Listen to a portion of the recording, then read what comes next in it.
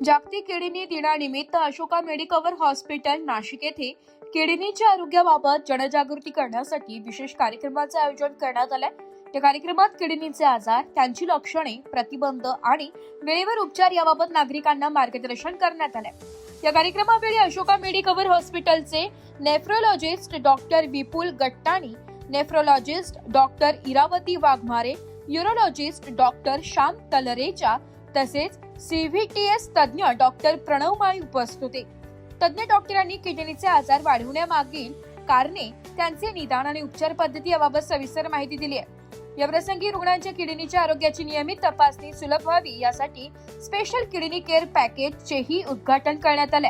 या विशेष पॅकेजमध्ये CBC, serum creatinine, serum uric acid, urine routine या महत्त्वाच्या तपासण्या तसेच नेफ्रोलॉजिस्टचा सल्ला अवघ्या 499 रुपयांमध्ये उपलब्ध करून देण्यात आला, ज्यामुळे नागरिकांना किडनीच्या आरोग्याची वेळेवर तपासणी करणे अधिक सोपे होणार आहे। यावेळी बोलताना अशोका मेडिकवर हॉस्पिटलचे केंद्र प्रमुख श्री अनुप त्रिपाठी यांनी सांगितले की किडनीचे आजार अनेकदा सुरुवातीच्या टप्प्यात कोणतीही स्पष्ट लक्षणे न दाखवता वाढत जातात, त्यामुळे वेळेवर तपासणी आणि जनजागृती अत्यंत महत्त्वाची।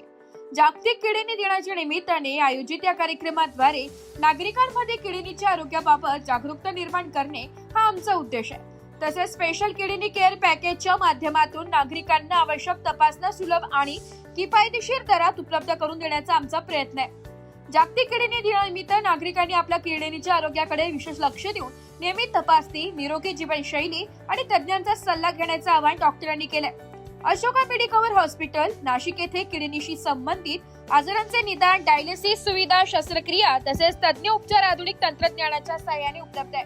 माझ्या समवेत doctor Iravati madam nephrologist, doctor Shyam Talreja urologist आणि doctor Mali CVTS surgeon Ashoka medical hospital. आज येथे जागतिक किडनी दिवस साजरा करण्यात आम्हाला मनस्वी आनंद होत आहे। या ठिकाणी विशेष करून मेडिकवर हॉस्पिटल, अशोका मेडिकल हॉस्पिटलने मागच्या काही वर्षांमध्ये केलेले किडनी प्रत्यारोपण यांचे रुग्ण आणि त्यांचे स्वकीय यांना बोलून त्यांचा यथोचित सत्कार असा केलेला आहे। त्यामध्ये जे किडनी डोनर आहे त्यांचा सत्कार झालेला आहे आणि त्याबद्दल आजच्या दिवसामध्ये किडनीविषयी असलेले गैरसमज दूर करण्यासाठी एक प्रयत्न हा केलेला आहे।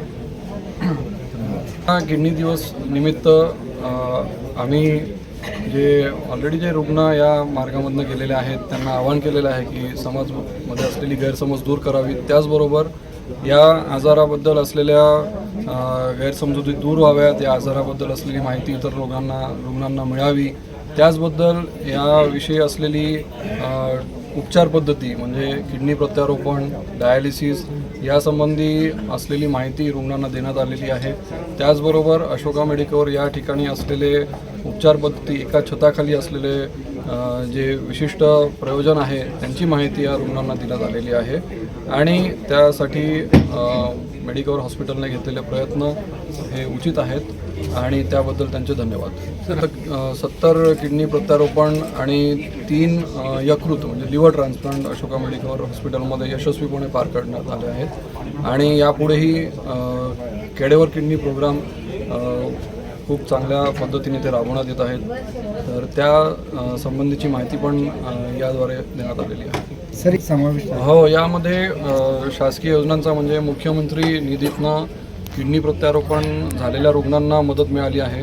आत्तापर्यंत ज्या रुग्णांनी इथे याचा लाभ घेतलेला आहे जास्तीत जास्त 2 लाखापर्यंतची रक्कम ही मुख्यमंत्री निधीतून उपलब्ध झालेली आहे, तर त्या प्रकारे शासकीय योजनांचा लाभ रुग्णांना देण्यात येत आहे। अशोका मेडिकवर येथील हृदयरोग शस्त्रक्रिया तज्ज्ञ म्हणून कार्यरत आहे। मी हृदय आणि रक्तवाहिन्यांचे आजार यांचे शस्त्रक्रिया करतो। पर्टिक्युलरली आजच्या दिवशी म्हणजे किडनी ट्रान्सप्लांट रिलेटेडमध्ये मी किडनीच्या नसा जे पेशंटमधील नसांना जोडणे आणि तिचा रक्तपुरवठा चालू करणे याचं काम मी बघतो।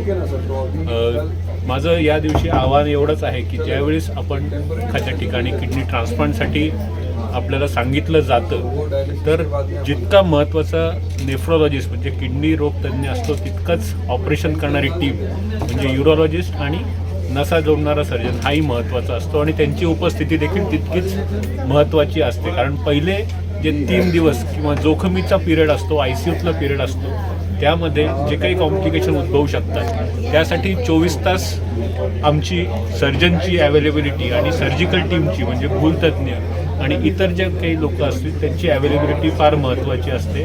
आणि अशा ठिकाणी जर आपण किडनी ट्रान्सप्लांट केलं तर ते पेशंटच्या सुरक्षिततेच्या दृष्टीने जास्त चांगलं राहतं आणि लॉंग टर्म रिझल्ट्स डेफिनेटली त्याचे चांगले मिळू शकतात. मी रामदास कवटे आणि मी भगूरला राहते. माझं आत्ताच 1 महिन्यापूर्वी माझं ट्रान्सप्लांट झालं आहे. माझ्या आईने मला किडनी दिली आहे आणि मी एकदम व्यवस्थित आहे, एकदम फिट आहे. तुम्ही बघू शकता मला. आणि सगळ्यात जास्त सहकार्य आहे ना मला श्याम सर आणि गटाने सरांनी केलेलं आहे. त्यांच्यामुळेच आज मी 2 शब्द बोलू शकते आणि छान आहे आता सध्या व्यवस्थित. माझं नाव संदीप चौधरी. मी गेल्या 8 वर्षापासून डायलिसिसवर होतो, पण आत्ता माझं 12 मे 2025 रोजी कॅड्यावर किडनी ट्रान्सप्लांट झालं. आता डायलिसिसमध्ये मला प्रत्येक 2 दिवसांनी किंवा 3 दिवसांनी हॉस्पिटलला डायलिसिससाठी जावं लागायचं आणि आज मला बरोबर 10 महिने झाले. मी ट्रान्सप्लांटनंतर फक्त आत्ता हॉस्पिटलला आलो. फक्त फॉलोअपला जे असेल ते मी सरांकडे जात असतो आणि त्या संदर्भात मला कॅड्यावर किडनी मिळाली. तर अशोका हॉस्पिटलचे खूप खूप धन्यवाद. आणि एकदम म्हणजे डायलिसिसपेक्षा जसं आपलं नॉर्मल व्यक्तीचं लाईफ आहे तसंच माझं किडनी ट्रान्सप्लांटनंतर लाईफ झालेलं आहे. त्यामुळे सगळ्या टीमचं, अशोका हॉस्पिटलच्या टीमचं मी मनापासून धन्यवाद करतो. ब्युरो रिपोर्ट, नाशिक लोकशाही न्यूज, नाशिक.